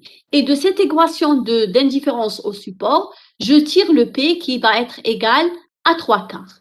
De même que si on avait fait comme qu'ont fait vos camarades, c'est-à-dire si on avait calculé les fonctions de meilleure réponse, on aurait trouvé que l'intersection va se dérouler lorsque P est égal à 3 quarts et Q est égal à 1 demi. L'intersection aura lieu lorsque P est égal à 3 quarts et Q est égal à 1 demi. Et donc 3 quarts, 1 quart, 1 demi, c'est l'équilibre de Nash. Donc voilà comment on résout l'exercice 2. Est-ce que c'est clair pour tout le monde? Est-ce que c'est clair? Est-ce que c'est clair? Est-ce qu'il y a des questions? D'accord. Maintenant, on va revenir au PDF. Oui, Chioub. Allez-y, Chioub. Allez-y. Allez-y, vous pouvez poser votre question. Hein. Allez-y. Je veux répéter l'invariance au support. D'accord. Donc, regardez. Le support de sigma 2, le support Wishmanta, c'est les stratégies auxquelles il a associé une probabilité strictement positive.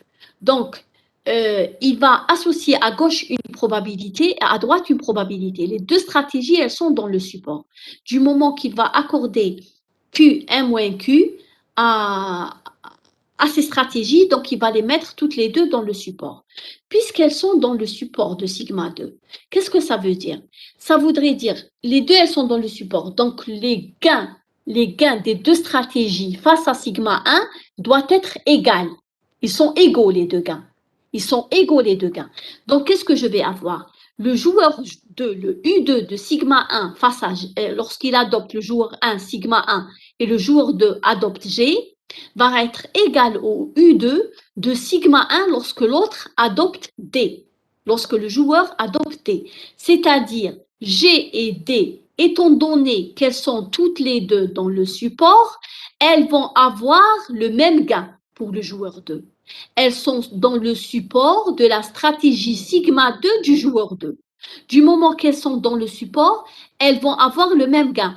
C'est-à-dire que U2 de sigma 1 face à G va être égal à U2 de sigma 1 face à D. Ça ne va pas changer parce qu'elles appartiennent au support. Et donc, je vais calculer ça. Je vais calculer c'est quoi U2 de sigma 1 face à G. Sigma 1, je sais que c'est P1 moins P. Face à G, ça voudrait dire 2 fois P plus 0 1 moins P est égal à U2 sigma 1 lorsqu'il prend la droite. Donc, ça va me donner P plus 3 fois M moins P. Je fais l'équation en égalité, l'égalité par invariance de support, et je tire le P qui va être égal à 3 quarts. C'est clair comment je fais par invariance de support? J'espère que je vous ai bien expliqué. Est-ce que c'est clair? Sinon, je reprends. Hein, si j'ai mal expliqué, d'accord. Donc, je regarde les deux stratégies. T'as sigma, oui, allez-y.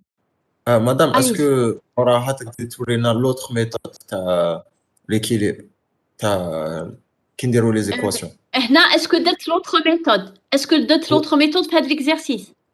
Oui, si نديرها Je ne l'ai pas faite. est-ce que Je vous ne l'ai pas pourrez faite. tableau blanc ou là? تحبوا نروحوا sinon نروحوا le tableau blanc on va faire les deux méthodes. Est-ce que vous êtes d'accord? On va aller au tableau blanc? Oui, je préfère. On va aller au tableau blanc et on va faire l'autre méthode. Alors, c'est juste que j'ai un peu du mal à le maîtriser, mais je le préfère pour l'explication. Donc vous avez la série sous les yeux, moi pas. Est-ce possible de me donner juste le tableau, hein? Me donner juste le tableau. Ah non, pardon, excusez-moi une seconde. Alors, je vais prendre le fin, le crayon. Alors, est-ce possible de me donner juste les deux stratégies? On a, si je ne me trompe pas, gauche, droite, c'est ça? Droite. Oui. Et gauche, droite. Gauche. عندك la première case, c'est 4-2, madame. D'accord, je vais maintenant utiliser le clavier. Donc, la première case, on dit 4, 2. Et la deuxième case? La deuxième case, c'est à droite, c'est 5-1. À droite, c'est 5-1. 5-1, c'est ça. Et ici, c'est 6-0. 6-0. Et enfin, 3-3. 3-3. 3-3, c'est ça. 3-3. Alors, qu'est-ce qu'on va faire? On va calculer le U1. On va calculer le U1. D'accord. Pour le calculer, il associe à sa stratégie P, 1 moins P. Et celui-là, il associe Q, 1 moins Q. D'accord? On va regarder d'abord U1, c'est-à-dire le gain du joueur 1. Moi, je vois le gain du joueur 1, ça va être 4 P, 4P plus, lorsque 4, attendez, je préfère le faire, et il a le choix entre P et 1 moins P. On commence par le P. Le P, il va avoir 4 Q plus 5 fois 1 moins Q. Ça, lorsqu'il choisit la gauche. Plus, lorsqu'il choisit la droite, c'est 1 moins P multiplié par quoi? Par 6Q plus 6Q plus 3 fois 1 moins Q. 1 moins Q. Voilà, et je ferme. Là, il y a une autre parenthèse qui manque. Hein. Excusez-moi pour les parenthèses. Là, il y a la grande parenthèse. Et là, il y a aussi une autre parenthèse. Je vais entrer pour que vous puissiez voir. Est-ce que vous arrivez à voir? Vous arrivez à voir? Oui, madame. Oui, Oui. d'accord. Oui. Donc maintenant, on va essayer. Qu'est-ce qu'on avait dit? On avait dit que P pour lui, c'est sa variable. Et Q, c'est son paramètre. Donc, on va écrire les choses en fonction de P. Qu'est-ce qui est multiplié par P? On a 4Q moins 5Q. 4Q moins 5Q, c'est moins Q, n'est-ce pas? Calculez avec moi, Barka. C'est moins Q. Pour la première partie, c'est 4Q moins 5Q. Ça me donne Q moins Q plus 5. Maintenant, pour la deuxième partie. Pour la deuxième partie, c'est moins P qui est multiplié par quoi? Moins P. Regardez, je fais la parenthèse, excusez-moi, pour que vous puissiez voir. Bon, ça ne fait rien. C'est moins P qui va être multiplié par quoi? Moins P qui va être multiplié par 6Q, n'est-ce pas? 6Q et moins 3Q. C'est combien 6Q moins 3Q? 6 fois Q moins 3 fois Q. C'est combien? 6 moins 3. C'est un 3. C'est un 3, mais multiplié par moins P. Donc, ça va être moins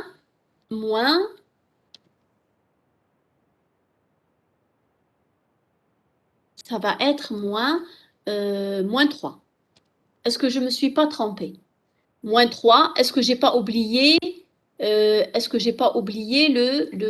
6, donc on dit aussi le plus 3 qui va être multiplié par moins 1, donc moins 3. Moins 3Q, moins 3. Voilà. Voilà, ça c'est la parenthèse du P. Plus la constante. La constante, ça va être quoi? Donc la constante, c'est 1 multiplié par tout ça. On a 6Q moins 3Q, ça fera 3Q et plus 3. Attendez, si je ne me suis pas trompée.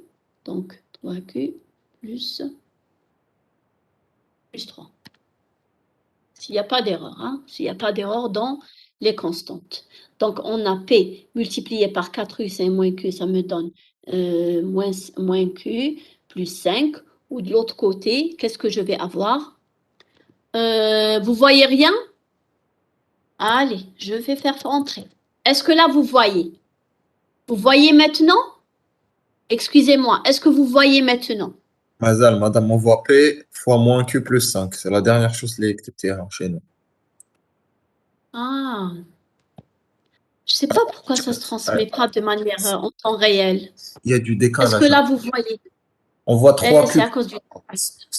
J'ai compris, c'est à cause du décalage. Attendez, je vais essayer de faire encore entrer. Je vais déplacer les choses. Voilà. Est-ce que là, vous voyez? Oui, madame, c'est bon. Oui, madame, c'est bon. C'est bon. Donc, ça va être égal à quoi? Vous avez compris comment j'ai calculé, n'est-ce pas?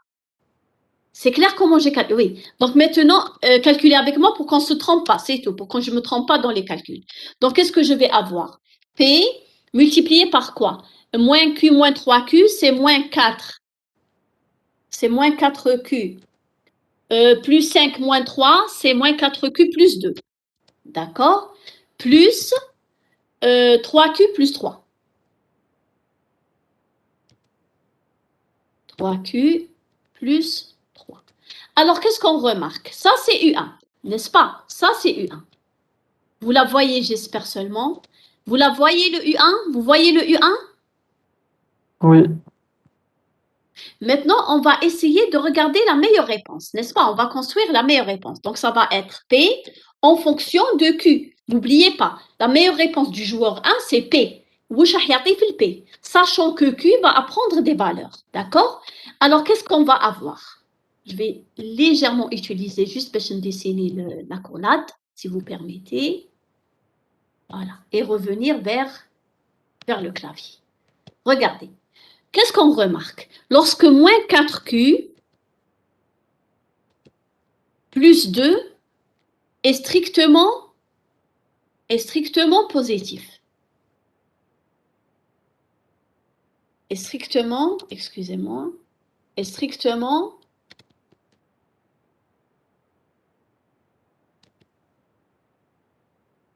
on ne peut pas s'écrire strictement positif, mais bon, je ne sais pas pourquoi mon clavier me joue des tours. Bon, est strictement positif. Cela correspond à quoi? Moins 4Q plus 2 strictement positif, ça voudrait dire moins 4Q supérieur à moins 2. Donc Q inférieur à 1,5. Donc lorsque Q est inférieur à 1 sur 2, quelle est la meilleure réponse? Quelle est la meilleure réponse de P? C'est 1. La meilleure réponse de P, c'est 1. Donc P vaudra 1. Maintenant, lorsque moins 4Q plus 2 est négatif, c'est-à-dire Q supérieur à 1,5, là j'écris 1 sur 0, mon Dieu, quelle horreur. Une seconde, je vais juste arranger cette écriture. C'est 1,5, c'est pas 1 sur 0 quand même. Négatif, c'est-à-dire Q supérieur à 1,5.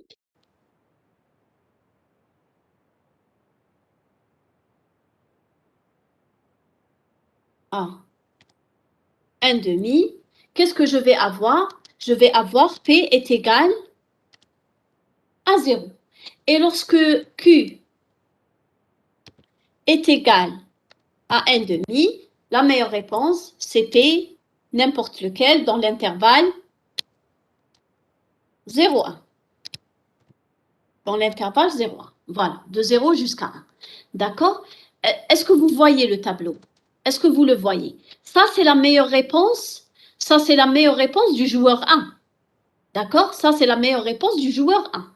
On va faire de même pour trouver la meilleure réponse du joueur 2. Est-ce que vous me suivez, s'il vous plaît? Est-ce que vous me suivez? Oui. Donc ça, d'accord. Donc ça, c'est pour la meilleure réponse du joueur 1. Donc on a trouvé que lorsque Q est inférieur à 1,5, c'est un 1. Lorsque Q est égal à 1,5, c'est 0. Et c'est 0. Et lorsque Q est supérieur à 1,5, c'est 0. Et lorsque Q est égal à 1,5, c'est tout l'intervalle 0, 1. On fait de même pour le joueur 2. Donc pour le joueur 2, on va trouver aussi le U2. On va essayer de déterminer le U2. Le U2 dans ce cas-là, c'est quoi? On va le faire rapidement, d'accord? Ça va me donner pour le joueur 2 où il va choisir gauche, où il va choisir droite. Donc, on aura Q multiplié par quelle valeur? Multiplié par 2P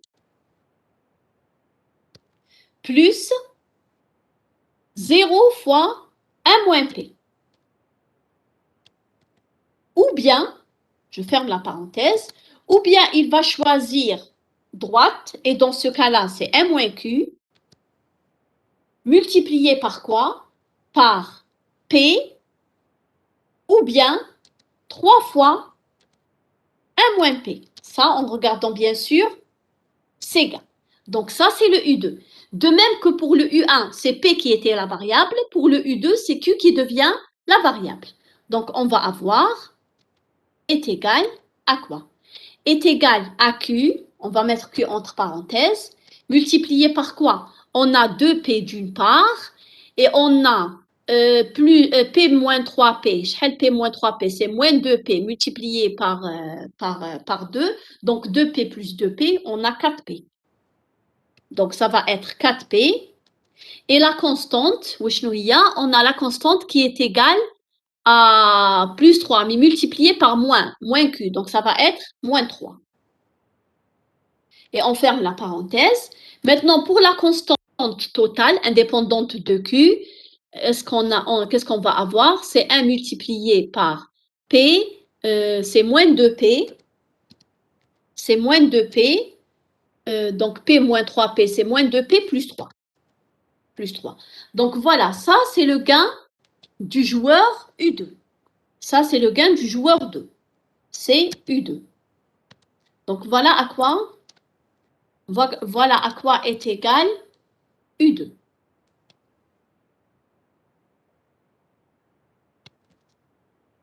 J'espère que vous voyez quelque chose. Voilà, ça c'est le gain du joueur 2. Voilà. Je vais faire entrer pour que vous puissiez voir. Est-ce que vous arrivez à voir sur le tableau blanc le U2? Est-ce que vous arrivez à le voir? Oui.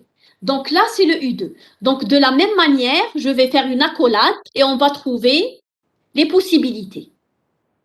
Donc les meilleures réponses. Les meilleures réponses, ça va être quoi? Ça va être c'est Q en fonction de P, parce que c'est P qui devient le paramètre, c'est le contraire. P, c'est ce qu'il subit, et Q, c'est ce qu'il décide. Il faut toujours se rappeler de ça. Donc, je décide l'accolade, une seconde, en utilisant le crayon. J'espère que ça ne va pas être... Voilà. Et je reviens au clavier. Donc, 4P moins 3, strictement supérieur à 0, c'est-à-dire P supérieur à quoi? À 3 quarts. Lorsque P est supérieur à 3 quarts, lorsque P est supérieur à 3 quarts, c'est quoi la valeur de Q? C'est 1. La valeur de Q, c'est 1. Lorsque P est inférieur, à 3 quarts, lorsque P est inférieur à 3 quarts, la valeur de Q, c'est quoi? C'est 0. Et lorsque P est égal 3 quarts, quelle est la meilleure valeur? Excusez-moi pour égal. Est égal à 3 quarts. Le P, le Q, c'est quoi? C'est tout l'intervalle 0, 1. C'est tout l'intervalle 0, 1. J'espère que vous arrivez à voir quelque chose. Désolée, je vais essayer. C'est tout l'intervalle 0, 1. Donc, voilà les meilleures réponses du joueur 1 et voilà les meilleures réponses du joueur 2. Est-ce que c'est clair comment je les ai trouvées? Est-ce que c'est clair comment je les ai trouvées? Voilà. Maintenant, qu'est-ce que je remarque? Je remarque que l'intersection va se dérouler dans le point 3 quarts, 1 demi. C'est dans le point 3 quarts, 1 demi. Et donc, l'équilibre de Nash va correspondre à P est égal à 3 quarts. Est-ce que c'est clair maintenant? Est-ce que c'est clair? Est-ce que vous avez compris ce qu'on a fait? Voilà, lorsque vous allez dessiner, vous allez avoir 1, ensuite pour le premier, ça va être 0, on bat 0, 1, on bat 1, ou l'autre c'est 1, 0, et vous faites les intersections, vous faites P égale 3 quarts et Q est égal 1 demi.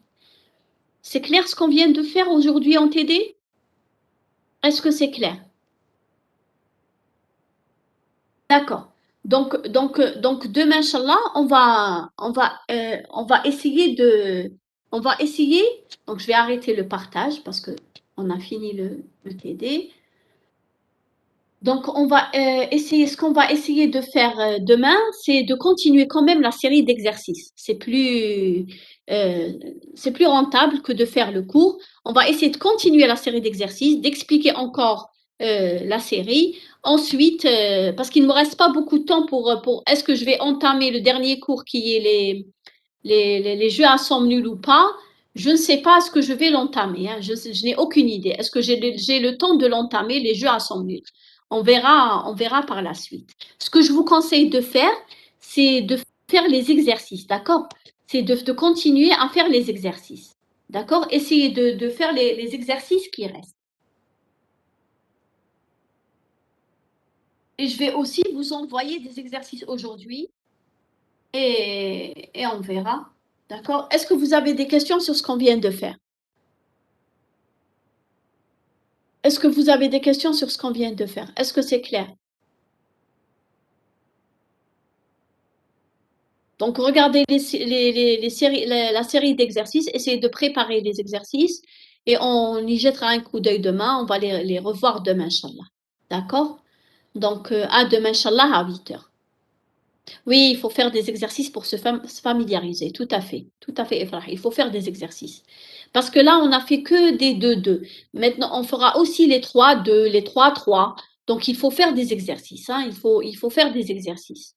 D'accord? Donc, essayez de faire la série et on va faire demain la solution de cette série, Inch'Allah. On va faire demain. Si quand on l'a fini, on entamera le nouveau. tant qu'on n'a pas fini la série, on n'entame pas le nouveau cours. D'accord?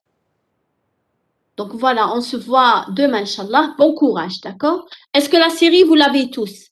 La série, est-ce que vous l'avez? Elle a été partagée par vos camarades.